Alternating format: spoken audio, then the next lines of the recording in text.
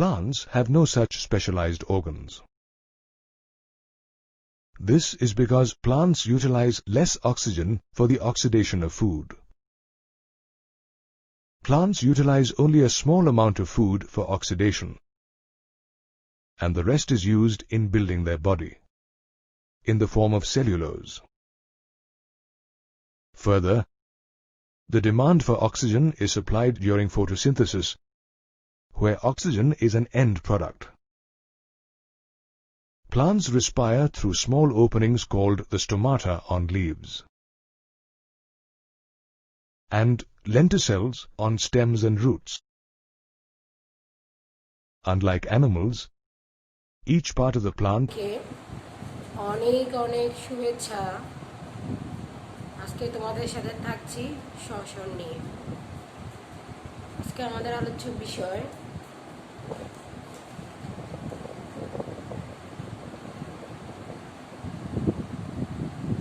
শ্বসন বা রেসপিরেশন।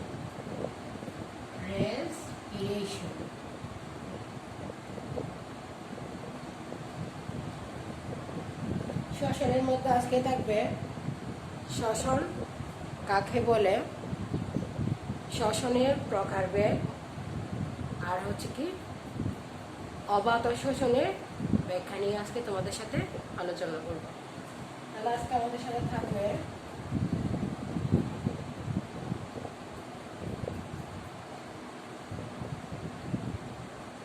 শ্বসন কাকে বলে,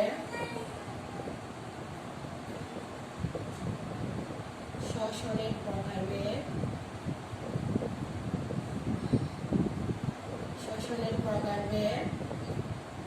আর অবাত শ্বসন নিয়ে।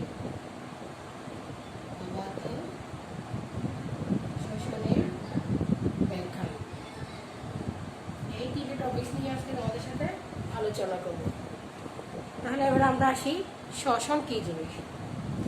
তাহলে শ্বসন কি জিনিস?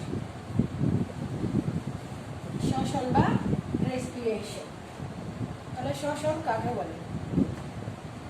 শ্বসন বা রেসপিরেশন কাকে বলে? শ্বসন বা রেসপিরেশন কি জিনিস? আমরা এটা নিয়ে আলোচনা করব। শ্বসন বা রেসপিরেশন কি জিনিস? তাহলে এবার আমরা দেখব শ্বসনের সংজ্ঞা। যে জৈব রাসায়নিক প্রক্রিয়ায় শ্বসন কাকে বলা হয়? দেখো, যে জৈব রাসায়নিক প্রক্রিয়ায়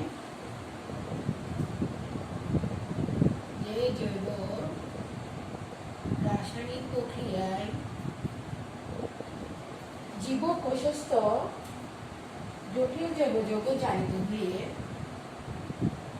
জীবকোষস্থ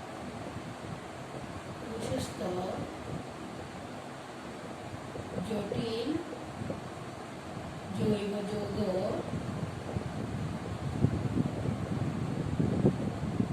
জারিত হয়ে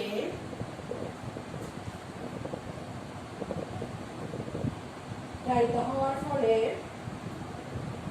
জৈব যৌগ সঞ্চিত স্থিতিশক্তিতে রূপান্তরিত হয়ে জৈব যৌগের সঞ্চিত জৈব যৌগে সঞ্চিত স্থিতিশক্তি রূপান্তরিত হয়ে রাসায়নিক শক্তিতে পরিণত হয়। রূপান্তরিত হয়ে রাসায়নিক গতিশক্তিতে পরিণত হয়। রাসায়নিক গতিশক্তিতে পরিণত হয়। সেটা হচ্ছে কি শ্বসন। আসলে মূলত আমরা শ্বসন বলতে কি বুঝি? শ্বসন হচ্ছে এমন একটা জিনিস আমরা প্রতিনিয়ত করে থাকি। এই যে যেমন আমরা নিঃশ্বাস ফেলতেছি, নিঃশ্বাস কিন্তু এটা একটা রেসপিরেশন বা শ্বসন। তাহলে জীব যত ছোট হোক যত বড় হোক সবাই কিন্তু তাদের শ্বাসকার্য চালিয়ে যায়। অর্থাৎ আমরা মানুষরা যেমন শ্বাস প্রশ্বাস নিচ্ছি, তেমনি জীবরাও তাদের শ্বাস প্রশ্বাস নিয়ে থাকে। যেমন শ্বসন মানুষও নেয়, প্রাণীরাও নেয়, এমনকি শৈবাল, ব্যাকটেরিয়া এবং যে ক্ষুদ্র ক্ষুদ্র অণুজীব আমরা চোখে দেখতে পাই না, তারা সবাই শ্বসনের মাধ্যমে তাদের শ্বাস প্রশ্বাসটা চালিয়ে যায়। অর্থাৎ সবাই শ্বসন চালিয়ে যায়। তাহলে আমরা জানলাম শ্বসনটা কি জিনিস, যেটা আমরা প্রতিনিয়ত নিঃশ্বাস ফেলি, ওটাই হচ্ছে কি শ্বসন। তো শ্বসনটা হচ্ছে কি কোথায় ঘটে, মূলত শ্বসনটা কোথায় ঘটে, শ্বসন কোথায় ঘটে, মানে শ্বসন ঘটার স্থান কি, কোথায় হয় শ্বসন?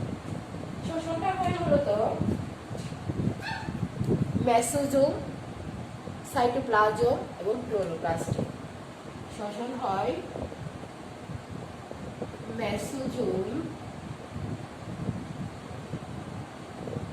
সাইটোপ্লাজম ও ক্লোরোপ্লাস্ট, এই তিন জায়গায় সাধারণত শ্বসনটা হয়ে থাকে। তাহলে আমরা যারা উন্নত জীব, তাদের সেলের ভিতর আমরা যে শ্বসনটা দেখতে পাচ্ছি, এই যে আমরা নিঃশ্বাস ফেলছি, এটা কিন্তু আমাদের বাইরের শ্বসন, যেটা আমরা চোখে দেখতে পাই। কিন্তু এমন কিছু শ্বসন আছে যেগুলো আমরা চোখে দেখতে পাই না, অর্থাৎ যেগুলো সেলের ভিতর ঘটে থাকে। এই শ্বসনগুলো হচ্ছে কি কোষস্থ শ্বসন।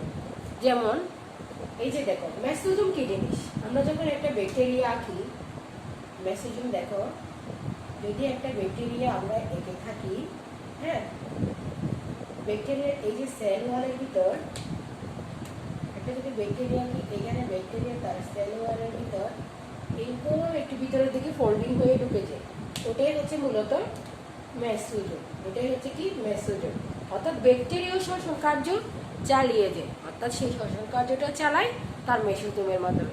এরপর আসলে সাইটোপ্লাজম, ব্যাকটেরিয়ার সাথে একটু উন্নত জীব, এরা সাধারণত সাইটোপ্লাজম দিয়ে, সাইটোপ্লাজম হচ্ছে এগুলো, সাইটোপ্লাজম দিয়ে তাদের শ্বসন কার্যটা চালিয়ে যায়। এরপর আসে ক্লোরোপ্লাস্ট। ক্লোরোপ্লাস্ট আমরা জানি, ক্লোরোপ্লাস্ট সাধারণত উন্নত জীবের ক্ষেত্রে ক্লোরোপ্লাস্টের ভূমিকাটা সবচেয়ে বেশি। এটা হচ্ছে কি ক্লোরোপ্লাস্ট। তাহলে শ্বসন কার্যটা সাধারণত তিনটা অঙ্গে ঘটে থাকে, ক্লোরোপ্লাস্টে, সাইটোপ্লাজমে এবং মেসোজোমে। তাহলে আমরা দেখলাম শ্বসনটা কি কি জায়গায় ঘটে থাকে। এবার আমরা এই জিনিসটা বুঝবো, শ্বসন কাকে বলা হয়। যে জৈব রাসায়নিক প্রক্রিয়ায়, এটা কি বলছে, রাসায়নিক প্রক্রিয়া, তার মানে এখানে কেমিক্যাল রিঅ্যাকশনটা ঘটবে। জীব প্রশস্ত জটিল জৈব যৌগ জীবের কোষের মধ্যে, সাধারণত সবগুলো এই ঘটনাগুলো ঘটতেছে তার সেলের ভিতরে, সেলের অর্গানের ভিতর ঘটতেছে। তাহলে জীব কোষস্থ জটিল জৈব যৌগ জারিত হই, কি হবে এখানে, তাহলে জারণের ঘটনাটা ঘটবে। যেহেতু জারণ আসে, অবশ্যই বিজারণটা ঘটবে। জৈব যৌগের সঞ্চিত স্থিতিশক্তি, জৈব যৌগের সঞ্চিত স্থিতিশক্তি, অর্থাৎ স্থিতিশক্তিটা রূপান্তরিত হয়ে রাসায়নিক গতিশক্তিতে পরিণত হবে, সেটাই হচ্ছে কি মূলত শ্বসন। অর্থাৎ জীবের ভিতরে যে স্থির শক্তিটা আছে, ওটা যে শক্তিটা সুপ্ত অবস্থায় স্থির অবস্থায় আছে, ওটা বিভিন্ন রাসায়নিক বিক্রিয়া জারণ বিজারণের ফলে যে গতিশক্তিতে পরিণত হয়ে আমরা এই যে নিঃশ্বাস ফেলতেছি, ওটাই হচ্ছে কি মূলত এই শ্বসনের সংজ্ঞা। তাহলে আমরা এবার দেখব ইকুয়েশনটা, আমরা এবার একটু দেখে নিই ইকুয়েশনটা দেখতে কেমন। ইকুয়েশনটা হচ্ছে কি, প্রথমে আমরা জেনে নিই শ্বসন হচ্ছে কি দু প্রকার, শ্বসন হচ্ছে দু প্রকার। এই শ্বসনটা হচ্ছে কি মূলত কি দু প্রকার, একটা হচ্ছে সবাত শোষণ, শ্বসন হচ্ছে দুই প্রকার, একটা হচ্ছে কি সবাত শোষণ আর একটা হচ্ছে কি অবাত শোষণ। তাহলে আমরা শ্বসনের প্রকারভেদটা লিখি। শ্বসন হচ্ছে অক্সিজেনের প্রয়োজনীয়তার উপর ভিত্তি করে, অক্সিজেনের প্রয়োজনীয়তার উপর ভিত্তি করে শ্বসন হচ্ছে কি দুই প্রকার, একটা হচ্ছে কি সবাত শোষণ আর একটা অবাত শোষণ। অবাত শোষণ। এবার সবাত শোষণ কি জিনিস, অবাত শোষণ কি জিনিস? স শব্দের অর্থ হচ্ছে কি নিজস্ব, স শব্দের অর্থ হচ্ছে কি নিজস্ব, আর বাত মানে হচ্ছে কি বাতাস, অর্থাৎ তাদের নিজস্ব বাতাস থাকবে, অর্থাৎ অক্সিজেন থাকবে। অর্থাৎ সবাত শোষণের ক্ষেত্রে অক্সিজেনের প্রয়োজনীয়তা অবশ্যই দরকার। এরপর আসো অবাত শোষণ। অ শব্দের অর্থ হচ্ছে কি না, মানে দরকার নেই, আর বাত মানে বাতাস। তাহলে অবাত শোষণের ক্ষেত্রে কোনো ধরনের বাতাস বা অক্সিজেনের প্রয়োজন নেই। তাহলে আমরা সবাত শোষণ এবং অবাত শোষণ কি জিনিস দেখলাম। এবার তাহলে আমরা রিয়েকশনটা দেখি। এবার আমরা সবাত শোষণের রিয়েকশনটা দেখে নিই। গ্লুকোজের সাথে 6 অণু অক্সিজেন আর 6 অণু পানি বিক্রিয়া করে, তাহলে আমরা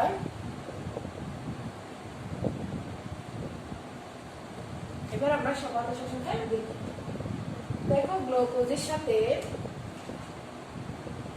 C6H12O6, গ্লুকোজের সাথে 6 অণু পানি এবং 6 অণু অক্সিজেন, 6 অণু অক্সিজেন 6 অণু পানি, হ্যাঁ, বিক্রিয়া করে তৈরি করবে 38 অণু 6 অণু পানি এবং 6 অণু 36 অণু অ্যাডিপি, এর সাথে 36 অণু ইনঅর্গানিক ফসফেট। 36 অণু অ্যাডিপি এর সাথে 36 অণু ইনঅর্গানিক ফসফেট বিক্রিয়া করে তৈরি করবে, এটা আমরা এইভাবে দিই, বিক্রিয়া করে তৈরি করবে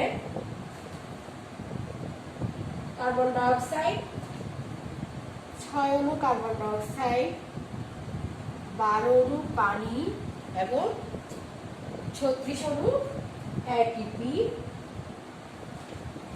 এবং 36 অণু অ্যাটিপি। আর এখানে থাকবে বিভিন্ন ধরনের কোএনজাইম।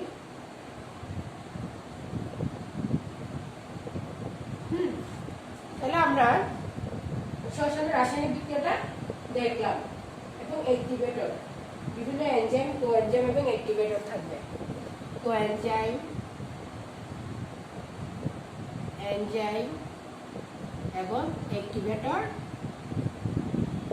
থাকবে। তাহলে দেখো আমাদের এই রিঅ্যাকশনের সাথে এটা মিল আছে কিনা আমরা দেখি এবার। যে যৌগ রাসায়নিক প্রক্রিয়া, তাহলে এটা একটা রাসায়নিক প্রক্রিয়া, প্রশস্ত জটিল জৈব যৌগ জারিত হয়ে, এই যে গ্লুকোজ, এটা একটা গ্লুকোজ, হ্যাঁ, এটা একটা জটিল জৈব যৌগ না, হ্যাঁ, জীব প্রশস্ত জটিল জৈব যৌগ জারিত হয়ে, জটিল জৈব যৌগ জারিত হয়ে সঞ্চিত স্থিতি শক্তি, এখানে যে সঞ্চিত একটা স্থিতি শক্তি আছে, খাবারের ভিতরে যে একটা শক্তি লুকায়িত, ওই শক্তিটা রাসায়নিক গতিশক্তিতে পরিণত হয়। দেখো এখানে গ্লুকোজটা আস্তে আস্তে ভেঙে কার্বন ডাইঅক্সাইড, পানি এবং অ্যাটিপি তৈরি হয়ে গেছে, অর্থাৎ একটা রাসায়নিক শক্তিতে পরিণত হয়েছে। দেখো এখানে ডাইফসফেট আর একটি ইনঅর্গানিক ফসফেট মিলে একটা ট্রাইফসফেট অর্থাৎ অ্যাটিপি তৈরি হয়েছে। এখানে বিক্রিয়াকে ত্বরান্বিত করেছে এনজাইম এবং কোএনজাইম অ্যাক্টিভেটরগুলো। তাহলে আমরা শোষণের সংজ্ঞাটা দেখলাম। এরপর তাহলে আমরা তোমরা স্ক্রিনশট নিয়ে নিতে পারো। তাহলে এবার আমরা দেখব তাহলে রাসায়নিক বস্তুগুলো কি কি। তাহলে রাসায়নিক বস্তু কি শুধুমাত্র গ্লুকোজ থাকবে না, গ্লুকোজ হচ্ছে কি সবচেয়ে ইম্পর্টেন্ট রাসায়নিক বস্তু। এখানে ফ্যাটি অ্যাসিড থাকতে পারে, তাহলে রাসায়নিক বস্তুর মধ্যে থাকতে পারে এই জায়গায়, এখানে থাকতে পারে ফ্যাটি অ্যাসিড, তাহলে এখানে গ্লুকোজ ছাড়া থাকতে পারে ফ্যাটি অ্যাসিড, চর্বি, প্রোটিন, যে কোনো ধরনের কার্বোহাইড্রেট ইত্যাদি জিনিস থাকতে পারে। তবে সবচেয়ে বেশি কার্বোহাইড্রেটটাই রাসায়নিক বস্তু হিসেবে শক্তিটাকে স্থিতি শক্তিটাকে আস্তে আস্তে রাসায়নিক গতিশক্তিতে পরিণত করে। তাহলে এখানে রাসায়নিক বস্তু বিভিন্ন ধরনের হতে পারে। এরপর আমরা আসবো সবাত শোষণ কাকে বলে।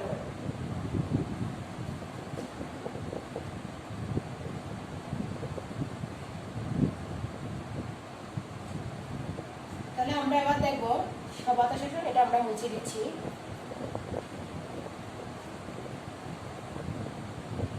সবাত শোষণ এবং অবাত শোষণ একটু হালকা পার্থক্যটা দেখে নিই। সবাত শোষণ এবং অবাত শোষণ, একদিক দিয়ে থাকবে সবাত শোষণ অর্থাৎ এরোবিক রেসপিরেশন, এরোবিক রেসপিরেশন,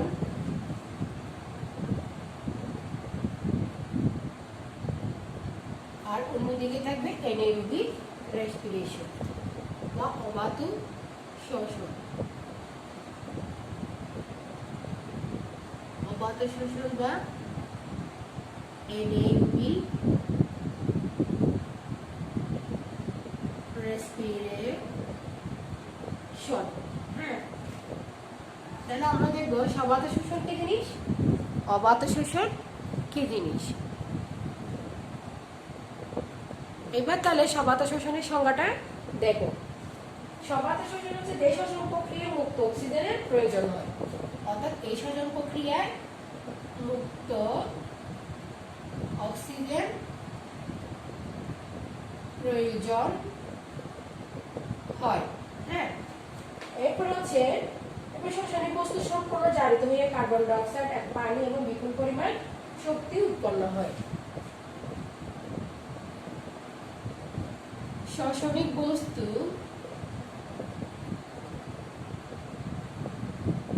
সম্পূর্ণ জারিত হয়ে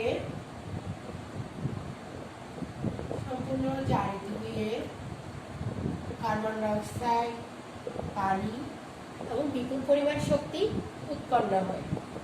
কার্বন ডাই অক্সাইড, পানি ও বিপুল পরিমাণ শক্তি উৎপন্ন হয়, সেটা হচ্ছে কি মূলত সবাত শ্বসন। তাহলে আমরা ইয়েটা দেখি, বিক্রিয়াটা হচ্ছে কি C6H12O6 অর্থাৎ গ্লুকোজের সাথে 6 অণু অক্সিজেন আর 6 অণু পানি বিক্রিয়া করা হবে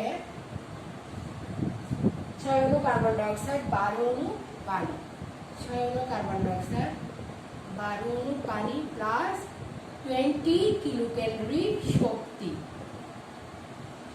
অথবা এই জায়গায় এই 20 কিলোক্যালোরি শক্তিটাকে আমরা বলতে পারি 2 ATP।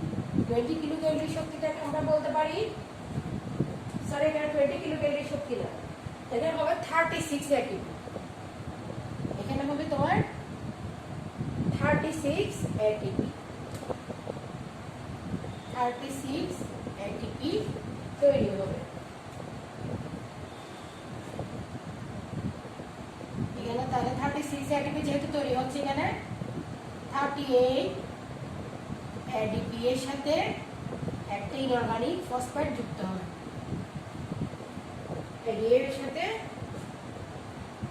38 ইনঅর্গানিক ফসফেট যুক্ত হয়ে ATP তৈরি হবে। তাহলে দেখো, যে শ্বসন প্রক্রিয়া মুক্ত অক্সিজেনের প্রয়োজন হয়, দেখো মুক্ত অক্সিজেন প্রয়োজন হয়েছে, অর্থাৎ মুক্ত অক্সিজেন ছাড়া সে তার জারণ বিক্রিয়াটা চালিয়ে যেতে পারেনি। এই মুক্ত অক্সিজেন গ্লুকোজটাকে জারিত করে কার্বন ডাই অক্সাইডে পরিণত করেছে, সাথে পানিও বের হয়েছে, সাথে শক্তিও বের হয়েছে, পানিও বের হয়েছে, কার্বন ডাই অক্সাইডও বের হয়েছে। তাহলে এটাই হচ্ছে কি সবাত শোষণ। আর অবাত শোষণ হচ্ছে কি এটার বিপরীত, অর্থাৎ মুক্ত অক্সিজেনের প্রয়োজন নেই এবং শ্বসনিক বস্তুটা সম্পূর্ণরূপে জারিত হবে না, অর্থাৎ আংশিক জারিত হবে। তাহলে এখানে মুক্ত অক্সিজেনের প্রয়োজন নেই। আর শ্বসনিক বস্তুটা কি করবে? আংশিক জারিত হবে। শ্বসনিক বস্তু আংশিক জারিত হবে। এটা কেমন আংশিক জারিত হয়? তাহলে আমরা একটু রিঅ্যাকশনটা দেখে নিলে আমাদের কাছে আরো বেশি ক্লিয়ার হবে। তাহলে আবার দেখে নাও কেমনে এরা আংশিক জারিত হয়। তাহলে আমরা একটু রিঅ্যাকশনটা দেখে নিই। রিঅ্যাকশনটা দেখলে আমাদের কাছে একদম ক্লিয়ার হয়ে যাবে। রাসায়নিক বস্তু যে শোষণ প্রক্রিয়া অনুপস্থিতি সম্পন্ন, গ্লুকোজের সাথে ইথানল উৎপন্ন হবে, আবার কার্বন ডাই অক্সাইড উৎপন্ন হবে, আর 20 কিলোক্যালোরি শক্তি উৎপন্ন হবে। অর্থাৎ গ্লুকোজ, এই যে এখানেও যেমন রাসায়নিক বস্তু আমরা কার্বোহাইড্রেট নিয়েছিলাম, এখানেও আমরা কার্বোহাইড্রেট বা গ্লুকোজ নেব, অর্থাৎ CCH1O6। হ্যাঁ, এটা জারিত হয়ে ইথানল আর কার্বন ডাই অক্সাইড উৎপন্ন হবে, 2CH3OH, C2H5OH, ইথানল এবং carbon die oxide plus 20 kilocalorie শক্তি। এটাকে আমরা 20 কিলোক্যালোরি শক্তিটাকে 2 অণু এটিপির সাথে তুলনা করা হয়। তাহলে এখানে 2 অণু এটিপি। তাহলে দেখো এখানে শ্বসনিক বিক্রিয়ক হিসেবে থাকবে এখানে এনজাইম, আর কি বিভিন্ন ধরনের এনজাইম এবং কোএনজাইম বিক্রিয়াটাকে ত্বরান্বিত করবে। তাহলে দেখো এই বিক্রিয়া আমরা মুক্ত অক্সিজেন দিয়েছিলাম, কিন্তু এখানে আমরা কোনো মুক্ত অক্সিজেন বিক্রিয়ক হিসেবে নিই নাই, তাহলে এখানে কোনো অক্সিজেনের প্রয়োজন নেই। এরপর দেখো শ্বসনিক বস্তু আংশিক জারিত হয়। দেখো এখানে গ্লুকোজ থেকে তৈরি হয়েছে ইথানল, অর্থাৎ অ্যালকোহল। এখানে অ্যালকোহল তৈরি হয়েছে, সাথে একটু কার্বন ডাই অক্সাইডও তৈরি হয়েছে, এবং সাথে একটু শক্তি উৎপন্ন হয়েছে, অর্থাৎ 20 কিলোক্যালোরি। কিন্তু এখানে দেখো সম্পূর্ণরূপে জারিত হয়ে পুরোটা কার্বন ডাই অক্সাইড আর পানিতে পরিণত হয়ে গেছে, অর্থাৎ কোনো ধরনের অ্যালকোহল তৈরি হয়নি। তাহলে এটা হচ্ছে কি আংশিক জারণ। এরপর দেখো এখানে এটিপি তৈরি হয়েছে মাত্র 2টা, আর এখানে এটিপি তৈরি হয়েছে 38টা। তাহলে এখানে শক্তির পরিমাণটা এখানে বেশি, এখানে শক্তির পরিমাণটা সাধারণত কম। যেহেতু শ্বসনিক বস্তুটা আংশিকভাবে জারিত হচ্ছে, তাই তার শক্তিটা কম উৎপন্ন হয়। এরপর আমরা দেখব সবাত শোষণের ক্ষেত্রে কয়টা ধাপ আছে। সবাত শোষণ হয়তো 4টা ধাপে করে, তবে এখন বর্তমানে বইয়ে 3টা ধাপ দেয়া আছে। সবাত শোষণের ধাপগুলো হচ্ছে কি গ্লাইকোলাইসিস, তারপরে হচ্ছে কি এসিটাইল কোয়ে তৈরি, ক্র্যাশ চক্র, তারপর হচ্ছে ইলেকট্রন ট্রান্সপোর্ট সিস্টেম। তাহলে এখানে ধাপ হচ্ছে কি 3, সাধারণত 3টা। তবে দেখো 1 নম্বর ধাপ হচ্ছে কি গ্লাইকোলাইসিস, 2 নাম্বার হচ্ছে কি acetyl Koi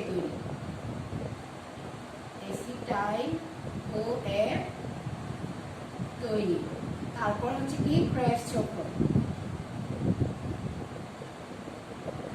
electron transport system. আর এখানে অবাত শোষণ তৈরির ক্ষেত্রে সাধারণত যেহেতু আংশিক জারণ হচ্ছে, প্রথমে অ্যালকোহল গ্লাইকোলাইসিস 2টার ক্ষেত্রে কমন, এখানেও গ্লাইকোলাইসিস কমন, এখানেও তাহলে গ্লাইকোলাইসিস হবে। গ্লাইকোলাইসিস মানে তো আমরা জানি গ্লুকোজের বাংলা, অর্থাৎ এখানেও গ্লুকোজটা ভাঙবে, এই যে ভাঙছে অ্যালকোহল তৈরি হয়েছে। গ্লুকোজটা ভাঙার পরে এখানে প্রথম ধাপে অ্যালকোহল তৈরি হবে, পরের ধাপে ল্যাকটিক অ্যাসিড তৈরি হবে। তাহলে এখানে প্রথম ধাপে তৈরি হবে অ্যালকোহল, আর পরের ধাপে তৈরি হবে ল্যাকটিক অ্যাসিড। তাহলে এখানে দেখো অ্যালকোহল এবং ল্যাকটিক অ্যাসিড তৈরি হয়েছে, কিন্তু এখানে অ্যালকোহল এবং ল্যাকটিক অ্যাসিড এর কোনো ধাপ ছিল না, অর্থাৎ এখানে ইলেকট্রন ট্রান্সপোর্ট সিস্টেম পর্যন্ত ছিল। তাহলে এটা হচ্ছে কি সবাত এবং অবাত শোষণের মধ্যে কিছু পার্থক্য। তাহলে গ্লাইকোলাইসিস হচ্ছে 2টারই কমন ধাপ, তাহলে গ্লাইকোলাইসিস হচ্ছে 2টাতে ঘটবে, অর্থাৎ দুইটারই কমন ধাপ হচ্ছে কি গ্লাইকোলাইসিস। গ্লাইকোলাইসিস মানে তো আমরা জানি গ্লুকোজের যে ভাঙ্গন ওইটাই তো হচ্ছে গ্লাইকোলাইসিস। তাহলে আমরা দেখলাম গ্লাইকোলাইসিস কি জিনিস, অর্থাৎ গ্লুকোজের ভাঙ্গনটাই হচ্ছে কি গ্লাইকোলাইসিস। গ্লুকোজের যে ভাঙ্গন ওটাই হচ্ছে কি গ্লাইকোলাইসিস। তাহলে সবাত শোষণ এবং অবাত শোষণের মধ্যে আমরা দেখতে পেলাম পার্থক্যটা দেখতে পেলাম। এরপর দেখো এবার আমরা দেখব অবাত শোষণের বিক্রিয়াগুলা, কিভাবে সে অবাত শোষণের বিক্রিয়াগুলা চালিয়ে যায়। তাহলে আমরা এটা মুছে দিই। এবার আমরা শুধু অবাত শোষণ নিয়ে থাকবো।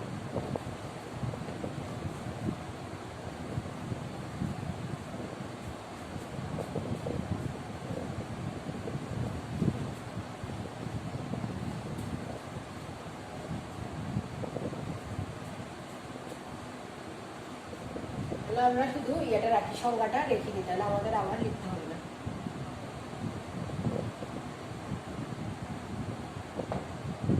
হ্যাঁ, তাহলে এবার অবাত শোষণ বা এনারোবিক রেসপিরেশনটা কিভাবে ঘটছে আমরা এটা দেখি। অবাত শোষণ বা এনারোবিক রেসপিরেশনের ক্ষেত্রে প্রথমে গ্লাইকোলাইসিসটা ঘটবে। তাহলে এখানে প্রথমে অবাত শোষণের দুটি পর্যায়, একটা হচ্ছে গ্লাইকোলাইসিস, একটা হচ্ছে পাইরুভিক অ্যাসিডের অসম্পূর্ণ জারণ। তাহলে অবাত শোষণের কয়টা পর্যায়? অবাত শোষণ এখানে দুটো পর্যায়ে হয়, একটা হচ্ছে কি গ্লাইকোলাইসিস, আর একটা হচ্ছে কি পাইরুভিক অ্যাসিডের অসম্পূর্ণ জারণ। অ্যাসিডের অসম্পূর্ণ জারণ। তাহলে অবাত শোষণ গ্লাইকোলাইসিসের দুইটার ক্ষেত্রে কমন। তাহলে আমরা যখন অবাত শোষণে গ্লাইকোলাইসিসটা দেখিয়ে দিব, ওখানে আমরা দেখতে পাবো গ্লাইকোলাইসিস শেষে 2 অণু NADP এবং 2 অণু ATP তৈরি হয়ে ছিল। এটা আমরা দেখবো নেক্সট ক্লাসে। তাহলে আমরা গ্লাইকোলাইসিস শেষে আমরা অবাত শোষণ কি তৈরি করে রেখেছিলাম? 2 অণু ATP, 1 অণু গ্লুকোজ থেকে 2 অণু পাইরুভিক অ্যাসিড, 2 অণু NADH এবং 2 অণু ATP তৈরি করেছিল। তাহলে গ্লাইকোলাইসিস শেষে কি কি তৈরি হয়? এখানে গ্লাইকোলাইসিসের শেষে তৈরি হবে কি কি তৈরি হবে দেখো। এখানে গ্লাইকোলাইসিস শেষে হবে 2 অণু ATP তৈরি হবে, 2 অণু NADP তৈরি হবে এবং 2 অণু পাইরুভিক অ্যাসিড তৈরি হবে। তাহলে 2 অণু পাইরুভিক অ্যাসিড, পাইরুভিক অ্যাসিড এগুলো কিন্তু গ্লাইকোলাইসিসের ফলে তৈরি হয়েছে। কোথায়? এই অবাত শোষণে। তাহলে এই জিনিসগুলো করে পরের ধাপ আসবে হচ্ছে কি পাইরুভিক অ্যাসিড। এই যে 2 অণু পাইরুভিক অ্যাসিড তৈরি হয়েছে, এইটার এই 2 অণু পাইরুভিক অ্যাসিডটাকে পরে আবার আংশিক জারণ করবে। এবার আসবে 2 অণু পাইরুভিক অ্যাসিডের অসম্পূর্ণ জারণ। এবার পাইরুভিক অ্যাসিডের জারণটা দেখব। এবার দেখব পাইরুভিক অ্যাসিডের জারণ, অর্থাৎ পাইরুভিক অ্যাসিডটা কিভাবে জারিত হচ্ছে আমরা এখন ওঠা দেখব। তাহলে পাইরুভিক অ্যাসিডের জারণটা দেখে নিই। পাইরুভিক অ্যাসিডের জারণ অর্থাৎ যে পাইরুভিক অ্যাসিডটা আমরা তৈরি করেছি ওটা আবার কিভাবে আংশিক জারিত হচ্ছে। এখানে কিন্তু সবকিছু আংশিক জারিত হচ্ছে, দেখো এটা আংশিক জারিত। তাহলে আমরা এখন পাইরুভিক অ্যাসিডটাকে জারিত করবো। পাইরুভিক অ্যাসিডটাকে জারিত করার জন্য আমরা পাইরুভিক অ্যাসিডের সংজ্ঞাটা লিখে ফেলি CH3COCOOH, CH3COCOOH। এটা হচ্ছে কি পাইরুভিক অ্যাসিড, অর্থাৎ লাস্টে COOH মানে এটা হচ্ছে কি পাইরুভিক অ্যাসিড। এই 2 অণু পাইরুভিক অ্যাসিডটাকে আমরা এখান থেকে যদি একটা কার্বন ডাই অক্সাইড বের হয়ে যায়, তাহলে এখান থেকে কার্বন ডাইঅক্সাইড বের হওয়ার পরে তৈরি হবে অ্যাসিটালডিহাইড অর্থাৎ CH3CH2 এটার নাম হচ্ছে কি অ্যাসিটালডিহাইড অর্থাৎ দেখো অ্যাসিড এখানে ছিল 3 কার্বন, 1 কার্বন 2 কার্বন 3 কার্বন। এই 3 কার্বন থেকে একটা কার্বন ডাইঅক্সাইড সে বের করে দিয়ে সাধারণত 2 কার্বনে পরিণত হয়েছে। তাহলে 2 কার্বনে পরিণত হচ্ছে এটা হচ্ছে অ্যালডিহাইড মূলক, এটা হচ্ছে অ্যাসিড মূলক। এখানে CH থাকা মানে হচ্ছে কি অ্যালডিহাইড আর COOH মানে হচ্ছে কি অ্যাসিড।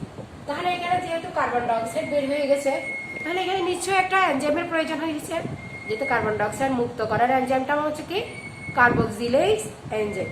তাহলে এখানে একটা এনজাইম কাজ করবে, সেটার নাম হচ্ছে কি কার্বক্সিলেজ এনজাইম। কার্বক্সিলেজ এনজাইম, এখানে কার্বক্সিলেজ এনজাইম কাজ করেছে। এরপর দেখো এই অ্যালডিহাইড থেকে পরবর্তীতে তৈরি হবে অ্যালডিহাইডটা পরবর্তীতে নেক্সট ধাপে অ্যালডিহাইড থেকে, তাহলে এটা একটা স্টেপ। এরপর এবার দেখো অ্যালডিহাইড CH3CH2 এই অ্যালডিহাইড থেকে পরবর্তীতে তৈরি হবে অ্যালকোহল CH3CH2OH অর্থাৎ এখানে অ্যালকোহল তৈরি হবে। এটা হচ্ছে কি ইথানল, এটা হচ্ছে ইথানল। এই অ্যালকোহল তৈরি হয়েছে, এখানে একটা NAD কাজ করবে। দেখুন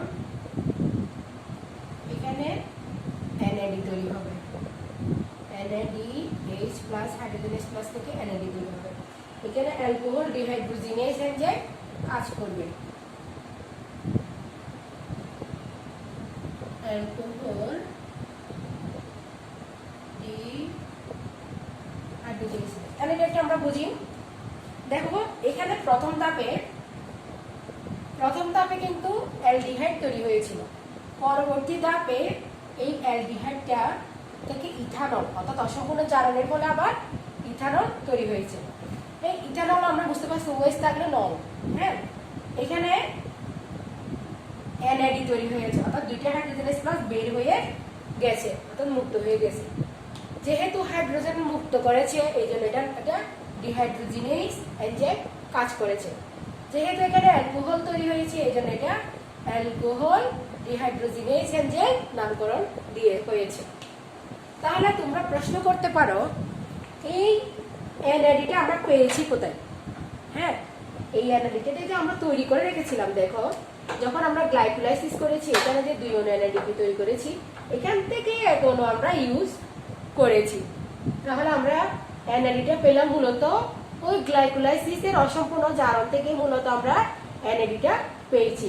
তাহলে এই NADটা এসেছে গ্লাইকোলাইসিস এর থেকে এক অণু আমরা খরচ করেছি। তাহলে তোমরা প্রশ্ন করতে পারো এই কার্বন ডাইঅক্সাইডটা কোত্থেকে এসেছে? এই কার্বন ডাইঅক্সাইড একদম সহজ, এই কার্বন ডাইঅক্সাইড যেটা মুক্ত হয়েছে ওটাই তো মূলত এখানে কার্বন ডাইঅক্সাইডটা মুক্ত হয়ে গেছে। দেখো এই যে এখানে একটা কার্বন ডাইঅক্সাইড দেখতে পাচ্ছি, এটা মূলত এই কার্বন ডাইঅক্সাইড। এটা হচ্ছে কি আমাদের পাইরুভিক অ্যাসিডের জারণ। এরপর আমরা দেখব কিভাবে ল্যাকটিক অ্যাসিড সৃষ্টি হয়। হ্যাঁ পাইরুভিক অ্যাসিড থেকে কিভাবে ল্যাকটিক অ্যাসিড সৃষ্টি হয়। তাহলে আমরা একটা পাইরুভিক অ্যাসিড থেকে আমরা অ্যালকোহল তৈরি করছি, এবার আমরা কিভাবে ল্যাকটিক অ্যাসিড সৃষ্টি হয় এটা দেখব।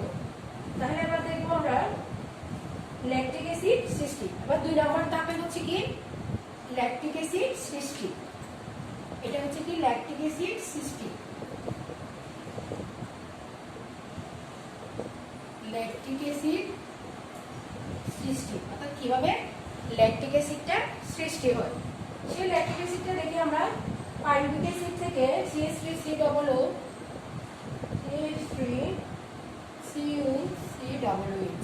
এটা হচ্ছে তোমার পাইরুভিক অ্যাসিড।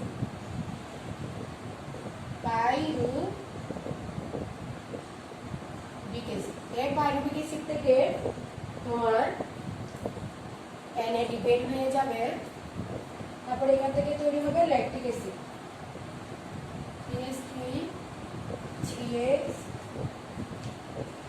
CH3COOH CH3COOH, এটা হচ্ছে কি ল্যাকটিক অ্যাসিড। ল্যাকটিক অ্যাসিড এখানে কাজ করবে lactic acid dehydrogenase enzyme. Lactic acid dehydrogenase enzyme, এখানে NADH+ হাইড্রোজেনেজ প্লাস। দেখো ল্যাকটিক অ্যাসিড কিভাবে সৃষ্টি হয়, যে পাইরুভিক অ্যাসিড আমরা সৃষ্টি করে রেখেছিলাম ওখান থেকে আমরা কিন্তু অ্যালকোহল তৈরি করার সময় একটা NAD খরচ করেছিলাম, তাহলে আরেকটা NAD বাকি, ওই আরেকটা NAD এখানে আসলো। হ্যাঁ, আরেকটা NAD এখানে এসে দেখো দুটো হাইড্রোজেনেজ প্লাসকে সে বাদ দিয়ে দিয়েছে, এই জন্য আমরা ডিহাইড্রোজিনেজ এনজাইম দিলাম। যেহেতু ল্যাকটিক অ্যাসিড তৈরি করেছে এই জন্য আমরা ল্যাকটিক অ্যাসিডটা আগে এনে এনজাইমের নামকরণটা করলাম, অর্থাৎ ল্যাকটিক অ্যাসিড ডিহাইড্রোজিনেজ।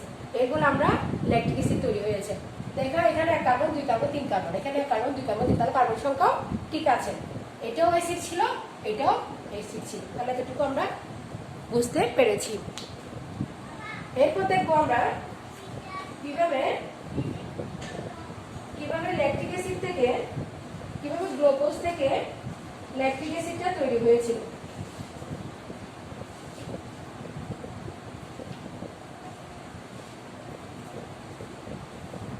দেখো C6H12O6, এখান থেকে C3H6O3 প্লাস 20 কিলোক্যালোরি শক্তি, অর্থাৎ এটা হচ্ছে 2 অণু ATP। হ্যাঁ, এটা হচ্ছে মূলত ল্যাকটিক অ্যাসিড, 20 কিলোক্যালোরি শক্তি উৎপন্ন হবে।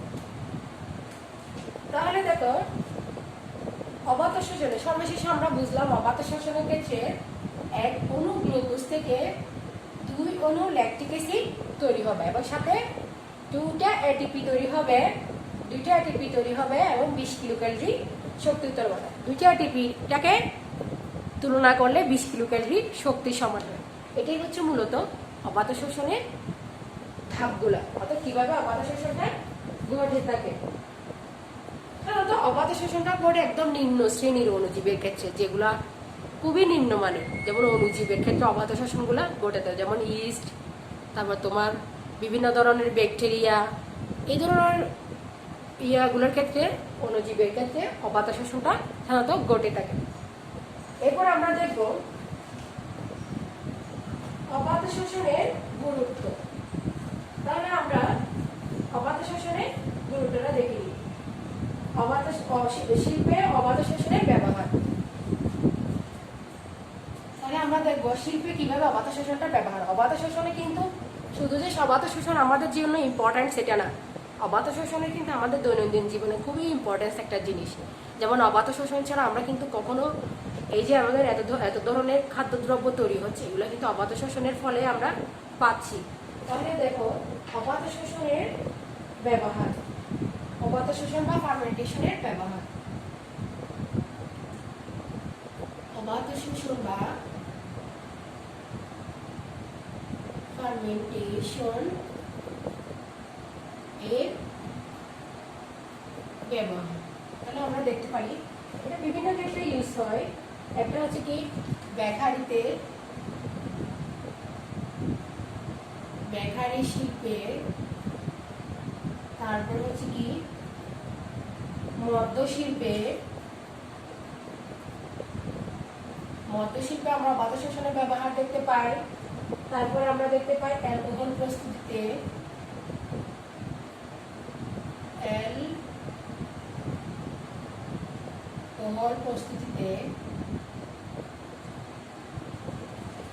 এরপর আমরা দেখতে পাই অবাত শোষণের ব্যবহার দুধ শিল্পে,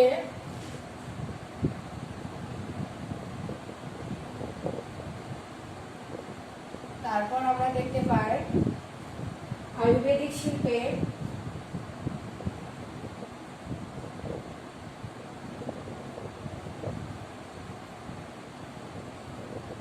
তারপর আমরা দেখতে পাই চা কফি প্রক্রিয়াজাতকরণে, মাংস মাছ শিল্পে,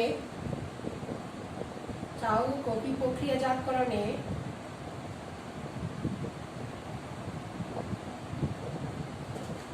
তারপর দেখতে পাই আমরা মাছ ও মাংস শিল্পে, মাছ ও মাংস শিল্পে। এরপর আমরা দেখতে পাই ভিটামিন তৈরিতে, ভিনেগার তৈরিতে, কোমল পানীয় শিল্পে। এরপর হচ্ছে কি ভিটামিন তৈরি, ভিনেগার তৈরি, তারপর হচ্ছে কি কোমল পানীয় শিল্পে, কোমল পানীয়। তাহলে এইসব শিল্পে কিন্তু আমরা অবাধ শোষণ দেখতে পাই। এই অবাধ শোষণগুলো বিভিন্ন শিল্প ইন্ডাস্ট্রিতে আমরা অনেক বেশি ইউজ করে থাকি। তাহলে দেখো কিভাবে বেকারি শিল্পে ইস্টের ফার্মেন্টেশন প্রক্রিয়া এই শিল্প কাজে লাগে। ময়দা, চিনি, ইস্টের সাহায্যে এগুলো ফুলে কার্বন ডাইঅক্সাইড গ্যাসের চাপে পাউরুটি ফুলে ফাঁপা হয়, আর অ্যালকোহল তাপে বাষ্প হয়ে উড়ে যায়। দেখো আমরা যখন ময়দার সাথে ইস্টটা ইউজ করি তখন দেখা যায় কি এই ইস্টের মধ্যে যে কার্বন ডাইঅক্সাইড থাকে, ওই কার্বন ডাইঅক্সাইডের কারণে ওটা রুটিটাকে ফুলায় ফেলে, ফাঁপা করে ফেলে। কিন্তু অবাধ শোষণের ক্ষেত্রে যে অ্যালকোহলটা তৈরি হয়েছিল, অ্যালকোহলটা এটা আস্তে করে বাষ্প হয়ে উড়ে চলে যায়। এভাবে সে কিন্তু পাউরুটিটাকে ফুলাই ফেলে। তাহলে আমরা বেকারি শিল্পে অবাধ শোষণ ব্যবহার করতে পারি। এরপর মদ্য শিল্প কিন্তু আমরা এই যে আমরা মদ যে তৈরি করে এগুলো কিন্তু বিভিন্ন ধরনের অ্যালকোহল। তাহলে যেহেতু অ্যালকোহল তৈরি করতে হবে, তাহলে এটা অবাধ শোষণ, অবাধ শোষণেরই ফল। যেমন অ্যালকোহলের মধ্যে আছে আঙ্গুরের রস থেকে ওয়াইন তৈরি করা হয়, ওয়াইন মদ। অ্যাপেল থেকে অ্যাপেল সিডার ভিনেগার যে আমরা তৈরি করি, আমরা বিভিন্ন সময় এখন যে টিভিতে দেখাই বা বিভিন্ন অনলাইনে দেখি, এই যে অ্যাপেল, হ্যাঁ, ওই যে ভিনেগারটা তৈরি হয় ওটাই হচ্ছে কি অ্যাপেল সিডার ভিনেগার, ওটাই হচ্ছে কি মূলত এই শিল্পে ইউজ হয়। এরপর আছে অ্যালকোহল প্রস্তুতি। অ্যালকোহলটা মূলত চিটাগুড় থেকে যে মলাসেসটা তৈরি হয়, অর্থাৎ যে খাড়ো অংশটা তৈরি হয়, ওখান থেকে পরবর্তীতে অ্যালকোহলটা প্রস্তুত করা হয়। এরপর আসো দুধ শিল্পে। ল্যাক্টোব্যাসিলাস স্ট্রেপ্টোকক্কাস ল্যাকটিস ব্যাকটেরিয়া মিশিয়ে 3 থেকে 5 ঘন্টার মধ্যে 37 থেকে 78 ডিগ্রি সেলসিয়াস তাপমাত্রায় দই তৈরি করা হয়। এই ব্যাকটেরিয়া অবাধ শোষণের ফলে এবং পানির এবং মাখন তৈরি করা হয়। Lactobacillus helveticus Streptococcus lactis. তাহলে দুধ শিল্পে কি কি ব্যবহার করা হয়? ল্যাক্টোব্যাসিলাস,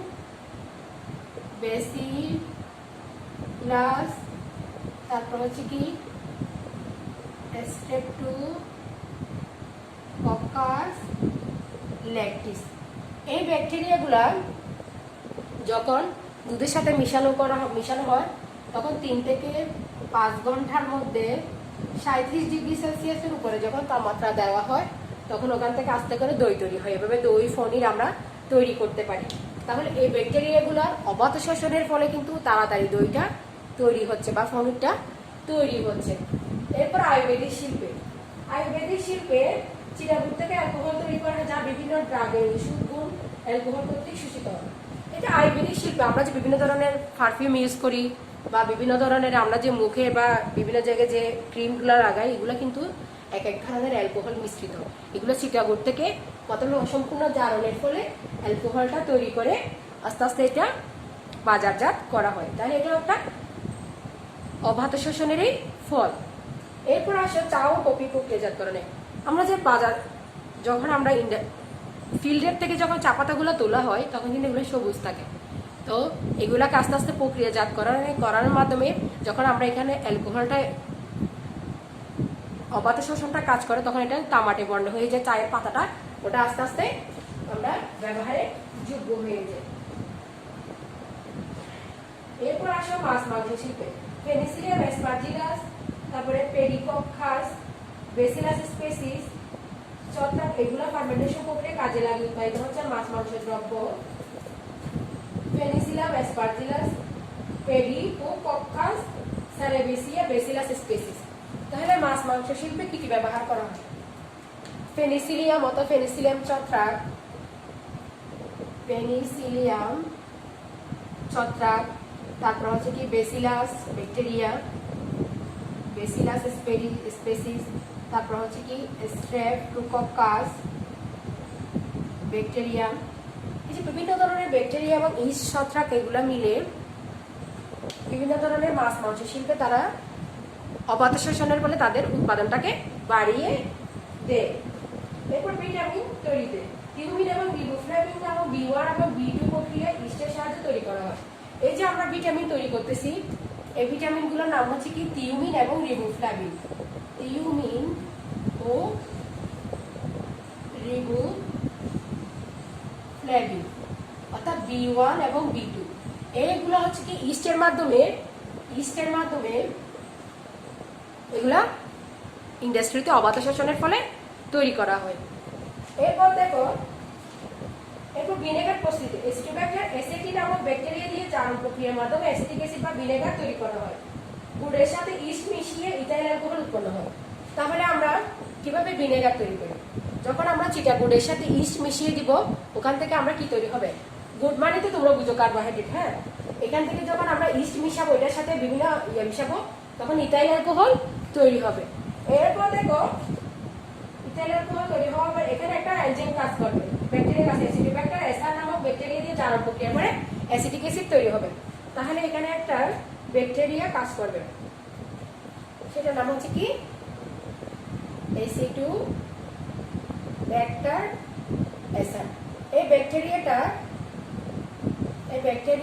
এখানে জারণ ঘটাবে। কাকে জারণ করবে? এই চিটাগুড় বা মলাসেসটাকে জারণ করে এখানে আস্তে আস্তে ভিনেগারটা তৈরি করে নেবে। এরপর কোমল পানীয়, তোমরা তো জানো কোমল পানীয় কি জিনিস। তাহলে কোমল পানীয় তৈরি করার ক্ষেত্রে কোমল পানীয়তে বিভিন্ন প্রকার কোমল পানীয় প্রধান উপাদান সাইট্রিক অ্যাসিড জারণ প্রক্রিয়া উৎপাদিত হয়। তাহলে কোমল পানীয়গুলোর মধ্যে থাকে তোমার সাইট্রিক অ্যাসিড, কোমল পানীয়গুলোর মধ্যে থাকে তোমার সাইট্রিক অ্যাসিড। হ্যাঁ, এগুলো বিভিন্ন ধরনের জারণ প্রক্রিয়ার মাধ্যমে এভাবে অ্যালকোহলের অসম্পূর্ণ জারণের ফলে তৈরি হয়।